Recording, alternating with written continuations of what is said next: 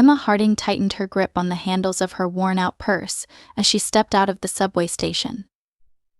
The early spring breeze tugged at her thin jacket, but Emma's focus was elsewhere.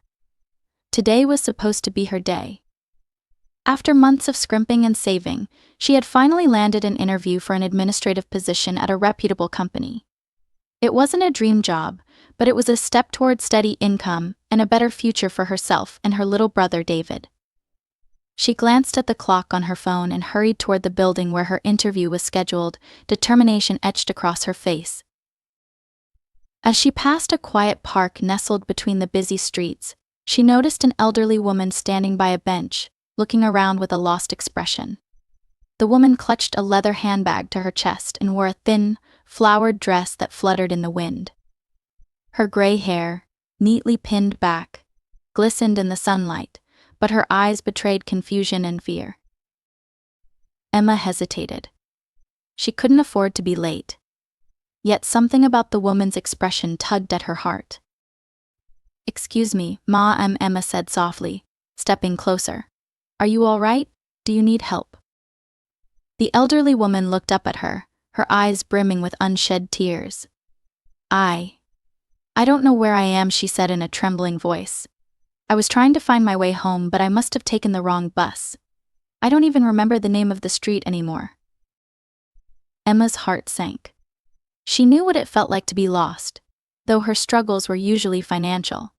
She glanced at the time again, her stomach churning. She was cutting it dangerously close, but she couldn't leave the woman like this. "Do you have any ID or something that might have your address on it?" Emma asked, kneeling beside her. The woman fumbled through her bag and produced an old wallet. Emma carefully pulled out a folded piece of paper with what appeared to be an address. Relief washed over her, but it was short-lived. The address was in a neighborhood miles away, and the bus routes were confusing even to locals. "Don't worry, I'll help you get home," Emma said with a reassuring smile. She quickly typed the address into her phone to check for directions. She'd have to take a cab, she realized, which would cost most of the cash she had saved. But the thought of leaving the woman alone was unbearable. They flagged down a cab and Emma helped the elderly woman inside before sliding in beside her. The woman clutched Emma's hand tightly as they made their way through the bustling city. "You're very kind, dear," she said, her voice steadier now. Not many people would stop to help these days. Emma forced a smile, though her mind was racing. What if she missed the interview entirely? What if this chance, the one she had been holding on to for weeks, slipped through her fingers because of this detour? Yet as she glanced at the woman's frail hands, she knew she couldn't have made any other choice. The cab pulled up to a gated community, the kind Emma had only seen in glossy magazines. She blinked, momentarily thrown by the opulence of the place. The elderly woman seemed to recognize it, her face lighting up with relief. "This is it," she said, squeezing Emma's hand. Emma paid the driver and helped the woman out of the cab, her eyes scanning the elegant houses. She approached the gate and rang the buzzer. After a moment, a voice crackled through the intercom. "Hello?" "Yes, I'm here with." Emma hesitated, realizing she didn't know the woman's name. The elderly woman smiled. "It's Helen. Helen Whitmore." "I'm here with Helen Whitmore," Emma repeated. She seemed lost, but I think this is her home. There was a pause before the voice replied, this time tinged with emotion. "Oh, thank goodness. Please bring her in." The gate buzzed open, and Emma guided Helen inside, marveling at the manicured gardens and grand architecture. They approached the front door, which swung open to reveal a middle-aged woman and a man in his early 40s. Relief and gratitude flooded their faces as they hurried forward to embrace Helen. "Mom, we've been so worried," the woman exclaimed, tears streaming down her face. "I didn't mean to worry you," Helen said, her voice breaking. I couldn't remember the way home." Emma stood awkwardly to the side, unsure of what to do. The man turned to her, his expression earnest. "Thank you for bringing her back. I don't know what would have happened if you hadn't." Emma waved a hand dismissively. It was nothing, really. I just happened to be passing by. The woman's eyes softened as she took in Emma's appearance, noting the worn-out shoes and thin jacket. No, it was everything. Please, won't you come in for a moment? We'd like to thank you properly. Emma hesitated, glancing at her phone. The interview was starting in 20 minutes, and she'd never make it now. With a sinking heart, she realized she'd have to call and reschedule if that was even an option. Reluctantly, she followed them inside, where the warmth of the house and the kindness of Helen's family began to melt away her doubts. Emma stepped into the Whitmore home, her worn sneakers sinking into a soft rug that felt like clouds beneath her feet. The interior was a stark contrast to her modest apartment, spacious and bathed in light from tall windows. She tried not to stare, but the elegant furnishings and tasteful artwork drew her eyes. A crystal chandelier cast soft prisms of light across the foyer, making everything look magical. The woman, who introduced herself as Margaret, guided Helen to a comfortable chair in the living room, while Emma stood awkwardly by the door. Please, make yourself at home, Margaret said warmly, gesturing for Emma to sit. Emma hesitated. I really shouldn't stay long. I have somewhere to be. Her voice faltered as she glanced at her phone. The interview was starting in less than 10 minutes, and the realization settled in her chest like a heavy stone. She'd missed it. Margaret seemed to notice her discomfort. You've done so much already, she said gently. At least let us offer you something to drink before you go. Before Emma could protest, a tall man appeared from the hallway carrying a tray with a steaming teapot and delicate porcelain cups. I'm Roger, Margaret's husband, he said with a warm smile. Thank you for bringing Helen back to us. We can't tell you how much it means. Helen, now seated comfortably with a blanket over her lap, looked up at Emma with a grateful smile. This young lady was so kind, she said, her voice stronger now. She didn't even think twice about helping me. Emma shifted in her seat, her cheeks warming at the praise. I just did what anyone would have done, she murmured. Margaret placed a cup of tea in front of her and sat across from her. Not everyone would have gone out of their way, she said softly. Especially when they had somewhere important to be. Emma sighed, deciding there was no point in hiding it. I was on my way to a job interview, she admitted. But when I saw Helen, I couldn't just walk away. Roger's eyebrows shot up in surprise. You gave up a job interview for this? I didn't mean to, Emma said quickly, fidgeting with the strap of her purse. I thought I'd have enough time to help and still make it. But things took longer than I expected. Margaret and Roger exchanged a glance, their expressions unreadable. Emma took a sip of tea, trying to quell the rising panic in her chest. Missing the interview felt like a colossal failure, but as she looked at Helen's relieved smile, she reminded herself that she had made the right choice. After a few minutes of polite conversation, Emma rose to leave. Thank you for the tea, she said, brushing her hands on her coat. I'm just glad Helen's home safe. Roger stepped forward, blocking her path to the door. Wait, he said. We can't let you leave without thanking you properly. You already did, Emma replied with a small smile. That's more than enough. No, I mean really thanking you, Margaret added. It's not every day that someone puts another person's needs ahead of their own like you did. Emma opened her mouth to protest, but Helen chimed in. Please let them do something for you, dear. You've been so kind to me. Margaret excused herself and returned moments later with a small envelope. She handed it to Emma, who stared at it in confusion. What's this? Emma asked. Just a small token of our gratitude, Margaret said. Emma hesitated before opening the envelope. Inside was a crisp $100 bill. Her eyes widened in shock. Oh, I can't accept this, she said, thrusting the envelope back toward Margaret. Of course you can, Margaret's husband insisted. Think of it as a thank you for being a good Samaritan. Emma's first instinct was to refuse, but as she thought about the dwindling balance in her bank account and the rent that was due soon, she realized how much this money could help. Still, it felt wrong to accept it. Please, Margaret said gently. It's the least we can do. After a moment's hesitation, Emma nodded. Thank you, she said, her voice barely above a whisper. This will help more than you know. As she walked out of the house, her emotions were a jumble of gratitude, relief, and lingering worry about what she'd do next. The missed interview weighed heavily on her mind, but she pushed the thought aside. Helping Helen had been the right thing to do, and she would figure out the rest later. Back at her small apartment, Emma placed the $100 in her savings jar and sat down to review her options.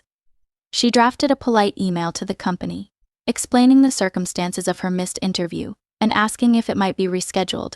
It was a long shot, but it was all she could do.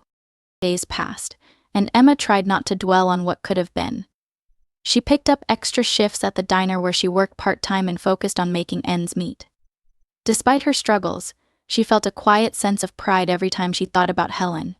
It wasn't every day you got to make such a meaningful difference in someone's life. Then, one afternoon, as Emma was wiping down tables at the diner, her phone buzzed with an incoming call.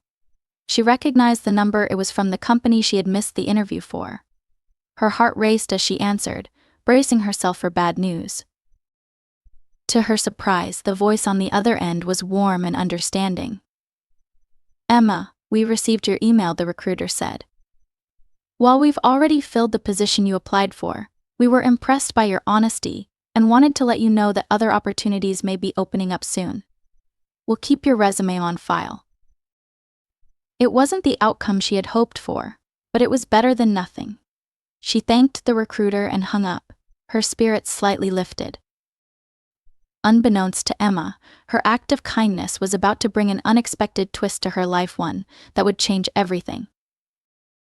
A week passed, and life for Emma returned to its usual rhythm of juggling long shifts at the diner and caring for her younger brother David. The $100 from the Whitmores had helped cover groceries and eased some of her financial strain, but the looming rent payment still weighed on her heavily. Emma had heard nothing further from the company where she had missed the interview, and she tried to push away the lingering regret. One evening, as she was folding laundry in their small living room, a knock came at the door. Startled, Emma glanced at the clock. It was nearly 8 p.m., and they rarely had visitors. She peered through the peephole and was surprised to see Margaret standing there, impeccably dressed and holding a neatly wrapped package. Emma opened the door, blinking in surprise. Margaret, what are you doing here? Margaret smiled warmly. I hope I'm not intruding. I just wanted to stop by and see how you were doing and to bring you something. Emma stepped aside, letting Margaret into the modest apartment. She quickly brushed a pile of unfolded laundry to the side and gestured toward the couch. Please have a seat. Can I get you something? Tea, maybe? Margaret shook her head, looking around the small but tidy apartment. No, thank you. I won't stay long. I just wanted to bring you this. She handed Emma the package, which was surprisingly heavy. Emma hesitated, her brow furrowing. You didn't have to do this. I wanted to, Margaret said simply. Open it. Emma unwrapped the package carefully, revealing a beautiful hand-knit blanket. The soft fabric was a soothing blend of blues and greens, and Emma's fingers traced the intricate pattern. Her chest tightened with emotion. It's beautiful. Thank you. Margaret smiled. My mother made it for you. She's been knitting for years and wanted to give you something to remember her by. Tears prickled at Emma's eyes. That's so thoughtful. Please thank her for me. Margaret nodded, then grew serious. Emma, I came here for another reason too. My mother has been talking about you constantly since the day you helped her. She remembers your kindness, but, well, there's something you should know. Emma tilted her head, her curiosity piqued. What is it? Margaret took a deep breath. Helen has early-stage dementia. She's been struggling with her memory for the past year. That day she got lost, we were beside ourselves with worry. She doesn't go out alone often, but when she does, She sometimes forgets where she's going or how to get back. We're doing everything we can to help her, but it's not easy." Emma's heart ached as she listened. She thought of Helen's confused expression when she first saw her in the park and felt a deeper understanding of the situation. "I'm so sorry, that must be incredibly difficult." "It is," Margaret admitted. "But what you did for her that day, it restored our faith in people. You didn't know her, and you didn't know us, but you went out of your way to bring her home. That kind of kindness is rare." Emma shifted uncomfortably, unused to such praise. "I just did what anyone would have done." Margaret smiled gently. "Not everyone would have. That's why we want to do more to help you." Emma blinked, caught off guard. "Help me? I don't understand." Margaret reached into her purse and pulled out a check, sliding it across the coffee table. Emma stared at the piece of paper, her breath catching in her throat as she saw the amount, $2,500. "I can't accept this," Emma said, shaking her head. "It's too much." "It's not," Margaret insisted. "It's the least we can do. My husband and I are fortunate to be in a position where we can help, and we want to. We also want to offer you something else, a job opportunity." Emma's eyes widened. "A job?" "Yes," Margaret said. "My husband owns a chain of boutique hotels, and we're always looking for people with your qualities: hardworking, compassionate, and trustworthy. It's an administrative position, much like the one you were interviewing for. We can't promise it'll be your dream job, but it comes with a fair salary and benefits." Emma's mind raced as she processed Margaret's words. The offer was almost too good to be true.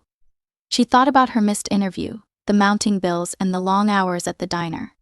This could be the fresh start she desperately needed. But doubt crept in. "Why me?" she asked quietly. "There are so many people who need help. Why would you go out of your way for someone like me?" Margaret's expression softened. "Because you went out of your way for someone like my mother. Kindness has a way of coming full circle, Emma. You showed us that, and now we want to do the same for you." Emma swallowed hard, emotion swelling in her chest. She looked at the check, then back at Margaret. "I don't know what to say." "Say yes," Margaret said with a smile. "But only if it feels right to you." Emma hesitated for only a moment before nodding. "Yes, thank you." Relief and gratitude washed over her as she realized her life might finally be turning a corner. For the first time in months, she allowed herself to hope for a brighter future, not just for herself, but for David too. Margaret stayed a little longer, chatting with Emma about the details of the job and the company. As she left, Emma stood by the door, holding the hand-knit blanket close to her chest. It wasn't just a gift, it was a reminder of the unexpected ways that kindness could transform lives. Emma woke up the next morning with a renewed sense of purpose. For the first time in what felt like forever, she didn't feel trapped in her circumstances. The offer Margaret had extended was more than an opportunity, it was a lifeline. She spent the morning preparing for the meeting Margaret had set up with Roger to finalize the details of her new job. Dressed in her best blouse and skirt, Emma arrived at the Whitmore home later that afternoon. Roger greeted her warmly, ushering her into his home office. It was a bright, welcoming space lined with bookshelves and family photos, a far cry from the intimidating corporate environments Emma had imagined.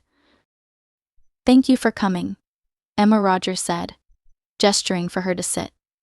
"We've had time to review what role might suit you best, and we think you'd be a great fit as an administrative assistant at one of our hotels downtown.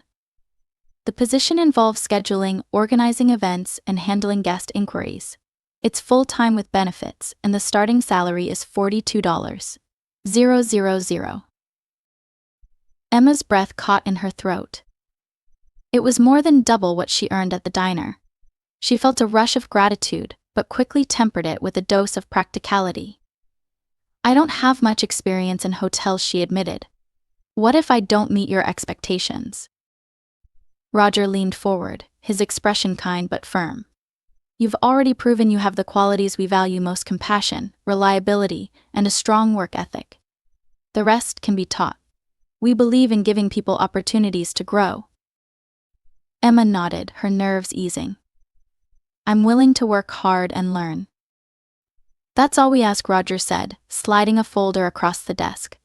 "This contains the details of your role and the next steps to get started. You can take some time to review it, but we're ready for you to begin as soon as you're comfortable." Overwhelmed by their generosity and trust, Emma felt her throat tighten with emotion. "Thank you," she said quietly. "This means more to me than I can say." Roger smiled. "You earned this, Emma. Never doubt that."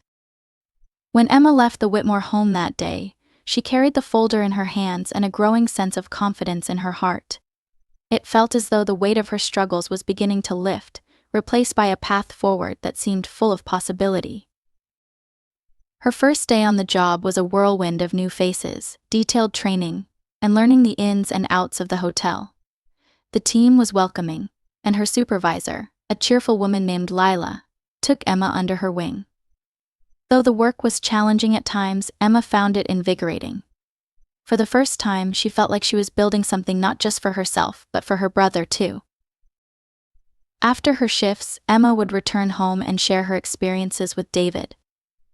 At 14, he was old enough to understand the gravity of their situation and had been shouldering much of the responsibility alongside her. "I'm proud of you, Emma," he said one evening, his voice earnest. "You deserve this." Emma smiled, ruffling his hair. "It's not just for me, it's for us. Things are going to get better, I promise." As weeks turned into months, Emma found herself thriving in her new role. She was able to pay off overdue bills, save for emergencies, and even take David out for small treats they couldn't afford before. The Whitmores remained a steady presence in her life, checking in on her progress and offering encouragement. Helen, in particular, became like a grandmother to her, sharing stories from her youth and knitting scarves and mittens for Emma and David as winter approached. One evening, Emma was surprised to find a letter waiting for her at the hotel. It bore the Whitmore's family crest and was addressed to her in elegant handwriting. Inside was an invitation to a gala the family was hosting at one of their luxury hotels. The event, Margaret explained in a note, was a way to bring people together and celebrate the spirit of generosity and community. Emma was hesitant at first, unsure if she belonged at such a grand affair, but Margaret had written, "You're part of the family now. Please say you'll come." On the night of the gala, Emma wore a dress Margaret had gifted her, a simple yet elegant navy gown that made her feel more confident than she had in years. She arrived at the hotel, its ballroom glittering with chandeliers and filled with the hum of laughter and conversation. Nervously, she scanned the crowd until she spotted Margaret and Roger waving her over. "You look stunning," Margaret said, hugging her warmly. "We're so glad you came." Emma blushed, feeling a little out of place but grateful for their kindness. The evening unfolded in a blur of introductions, speeches, and delicious food. Emma listened intently as Roger gave a speech about the importance of giving back, mentioning Emma's story without naming her directly as an example of how small acts of kindness could ripple out and change lives. By the end of the night, Emma felt something she hadn't experienced in a long time: belonging. She wasn't just surviving anymore, she was part of a community that valued her for who she was and what she could contribute. When she returned home that night, she found David waiting up for her. "How was it?" he asked, his eyes wide with curiosity. Emma smiled, sitting beside him and pulling him into a hug. "It was amazing," she said. "But the best part is knowing we're not alone anymore." The months that followed were filled with steady progress and a renewed sense of hope for Emma and David. Emma's job had not only given her financial stability but also a sense of purpose and confidence she hadn't felt in years. She excelled in her role, earning praise from her supervisor and even securing a small promotion within her first 6 months. David, too, was thriving. With Emma's consistent support, he was able to join a local soccer team and focus more on his studies without the stress of their financial struggles weighing him down. Their small apartment was no longer a source of embarrassment, it was cozy, tidy, and finally felt like a home.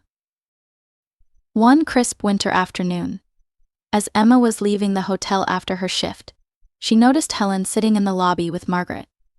They waved her over, their smiles as warm as ever. "Emma," dear Helen said, her hands resting on her cane. "We were just talking about you." Emma sat beside them, smiling. "I hope it was all good things." "Of course," Margaret said with a laugh. "But we have something important to discuss. My mother has been thinking about her future care, and she's come up with an idea." Emma tilted her head, curious. "What kind of idea?" Helen reached for Emma's hand, her eyes twinkling. "You've become like family to us," she said, "and I've come to trust you more than I can say. Margaret and I have been talking, and we'd like to hire you as my personal assistant." Emma blinked in surprise. "Your personal assistant?" "Yes," Margaret said, taking over. "It would involve helping her with appointments, keeping track of her schedule, and being a companion during the day. It's a full-time position with better pay than what you're earning now, plus flexible hours so you can still focus on David." Emma's mind raced. She loved her job at the hotel, but the opportunity to work more closely with the Whitmores and to help Helen directly was incredibly tempting. I don't know what to say," she admitted. "Say yes," Helen said with a smile. "But only if it feels right." Emma hesitated, thinking of everything the Whitmores had already done for her. "I don't want to take advantage of your kindness." Margaret shook her head firmly. "You're not taking advantage of anything, Emma. You've earned this through your hard work and your heart. We want you to do what's best for you and for us. This is what feels right." After a moment's thought, Emma nodded. "Yes, I'd be honored." Helen beamed, squeezing her hand. "Wonderful. You'll start after the holidays." As the weeks passed, Emma transitioned into her new role seamlessly. She and Helen spent their days together, often chatting about Helen's life, her favorite books, and her memories of Margaret's childhood. Emma took pride in ensuring Helen's days were filled with comfort and joy, whether it was helping her with her knitting projects or organizing visits with friends. Through it all, Emma never forgot where she had started. Every paycheck she earned was a reminder of how far she had come, and she made a point to give back whenever she could, whether it was helping a struggling coworker or volunteering at David's school events. One snowy evening, as she and David decorated a small Christmas tree in their living room, there was another knock at the door. When Emma opened it, she was greeted by Margaret, Roger, and Helen, each holding a beautifully wrapped present. "What's all this?" Emma asked, ushering them inside. "It's Christmas Eve," Margaret said with a grin. "And we wanted to celebrate with you." David's eyes lit up as he helped carry the presents to the couch. Helen sat beside Emma, her expression gentle. "You've done so much for us, dear. This is just a little something to show how much you mean to us." As Emma opened the gifts, she was overwhelmed by their thoughtfulness, a collection of cookbooks she had admired, a new coat to replace her worn-out one, and even a pair of soccer cleats for David. But the final envelope took her breath away. Inside was a check for $5,000, along with a note for your future, whatever you want it to be. With love, the Whitmores. Tears streamed down Emma's face as she read the note. "I don't know how to thank you," she said, her voice trembling. "You've already thanked us," Helen said, patting her hand. "By being you." That night, as the Whitmores joined Emma and David for dinner, the apartment was filled with laughter, warmth, and a sense of belonging that neither of them had ever known. For Emma, the journey from struggling waitress to a trusted member of the Whitmore family had been unexpected, but it had taught her the profound power of kindness, generosity, and human connection. As she watched David laughing with Margaret and Roger, Emma felt a deep sense of gratitude. She had started this journey hoping for a better life, and in helping someone else, she had found so much more: a community, a purpose, and a family.